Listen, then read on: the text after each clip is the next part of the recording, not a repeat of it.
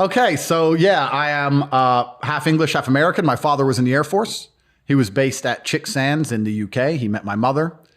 They were fortunate enough to have this perfect child you see in front of you. I have a brother and a sister. We moved back to America, and I lived the first 10 years of my life in the United States. And my father was a chess master. That was his job. After he retired from the Air Force, he's a professional chess player.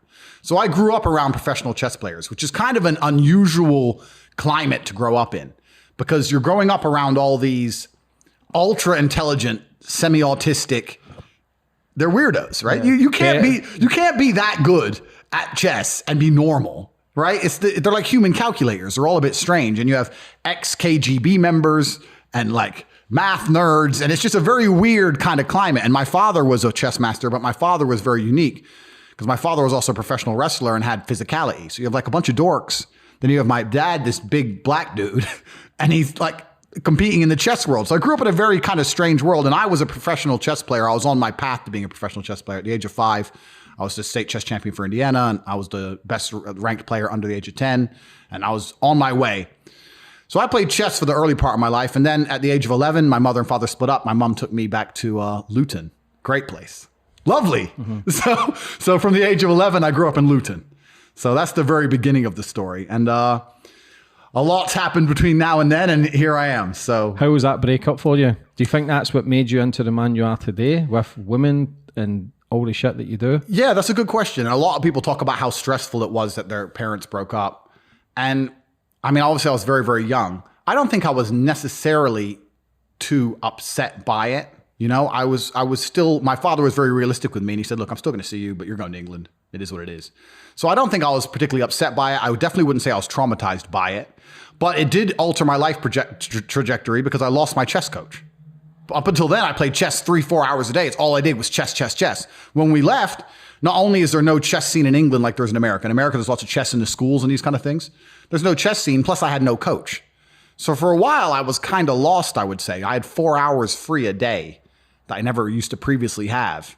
And I mean, I didn't get into too much trouble or too much mischief, but I was certainly a bit, how can I replace this thing I used to do all of the time? What did you replace it with? I ended up replacing it with fighting.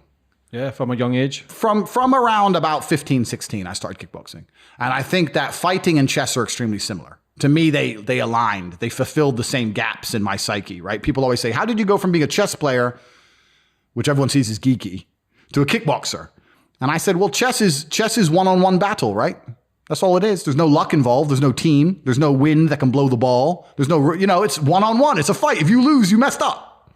And fighting feels the same for me. So for me, I thought, well, okay, I can't learn chess well enough without a coach. And I can't find a coach in the UK who I trust to teach me chess, but I can find a coach who can teach me to kick people's ass. So that's kind of how it started. How did you end up going through the ranks and winning world titles?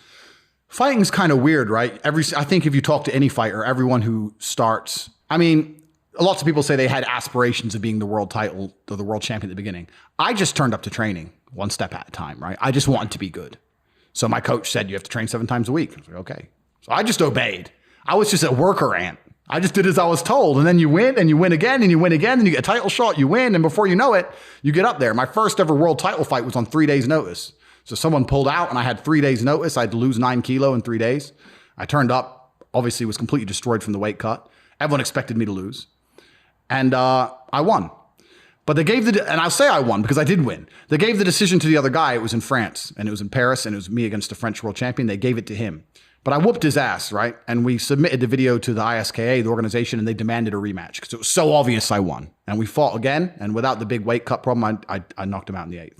And I became world champion for the first time. How was that for you? It was good, but I don't ever feel like I'm satisfied. I never won the world title and go, yes, I'm the champ now. It's just like, okay, next. I was kind of always like that. I always had these aspirations. I've always kind of felt, without sounding like a crazy conspiracy theorist, even now to this day, I feel, maybe, correct me, you're a smart man, so maybe this will make sense to you. Do you ever look around you and just look at the world and feel like, kind of like we're in the Matrix, like there's something missing? Yeah. Do you know what I mean? It's just you feel it in your gut. Yeah, something isn't right here. Everything just seems so superficial. And I don't know. I was always looking for this secret. I was always looking for, I wouldn't say happiness or contentment, but I was always looking to try and break out of the 9 to 5 just the normal monotony of day-to-day life. And for a long time, I thought fighting was my way out. I don't know what I was trying to get to. I don't know where it was going to lead. But when I just look at the normal life a lot of people live, that is just absolutely depressing to me. Yeah. I couldn't imagine doing it. I'm not shitting on the normal guy. I'm saying you're a stronger man than me. Because if I was a normal dude working in Starbucks, bro, I couldn't do that. I couldn't do that day to day. I literally could not do that. And I thought fighting will make sure I never have to do that, if that makes sense. Did you ever find this sense of completion? Were you winning world titles or were you still unsatisfied? There's always someone new to beat up, right? Yeah. And then even then, I'm dedicating all my time to fighting, which is actually the reason I retired. I retired for 4 years. I came back last year and I fought 3 times. But I actually retired because one day I woke up and I looked at my life and I thought, I'm giving 7 hours a day to fighting. If I were to put 7 hours a day into something else, what else could I achieve? Because I had a little bit of money from fighting, but I wasn't balling. I wasn't rich. And I thought, what's the point in being the world champion if I can't buy Lambos on the debit card, right? What's the point? So then I thought, well, I want to be rich now. So that's actually the reason I retired. So I was always chasing other things. And then now I've got money, I want to fight again. I'm never happy, bro. This is how it goes, right? You're always chasing something else. But I do feel like to a degree, I have at least partially escaped the matrix I used to be talking about. I kind of feel like I've started to escape. And Corona, as much as it's been a headache for everybody, has helped me realize how fortunate I am in my position. To when everyone else is locked down, I can just get on a private jet and go where I want, right? So that it's kind of cool when they go, there's no flights. I'm like, not for you. There's flights for me, bro. So it's kind of, I felt like I've semi-escaped. So I've kind of got there. When did you start chasing the money? What, after kickboxing? Like you started a webcam business, 75 girls? Yes. Let's talk about the webcam business. Yeah. Yes. So that's the story. So for anyone watching this who doesn't know my story, I'm fighting. I became 4-time world champion. I was 28 when I won my 4th world title. And one day I woke up and I literally just woke up. I looked at my bank. I just won a world title fight, but I hadn't fought in 6 months. By the time I paid all my back rent and paid my car payments, all that, I looked at my bank. I had like $3 grand, $4 grand in there. And I'm like, I'm giving up my entire life and I don't even know how I'm going to live. I need to get rich. I want to get rich. So I said to my coach, look, I'm going to take a couple months off and I'm going to focus purely on money. And the story is, and this is a completely true story, I'm sitting with my brother and I'm like, how can we get rich? You know what's amazing? Now I have money. Lots of people always ask me, how do I get rich? And I say, when's the last time you talked about money? When's the last time you sat down with your friends and refused to talk about anything else but how to make money? How are you making money? How are you making money? How am I making money? How can we make money together? How's that guy making money? How's that coffee shop there making money? Is that coffee shop making money? I don't know. Do they sell cake? No. Why don't they sell cake? Everyone in here is a businessman. If they had a cute young waitress, a girl, instead of a guy, they'd probably sell more coffee. Like no one analyzes anything. They just want to get rich, right? I want to be rich, but they have no plan to get rich.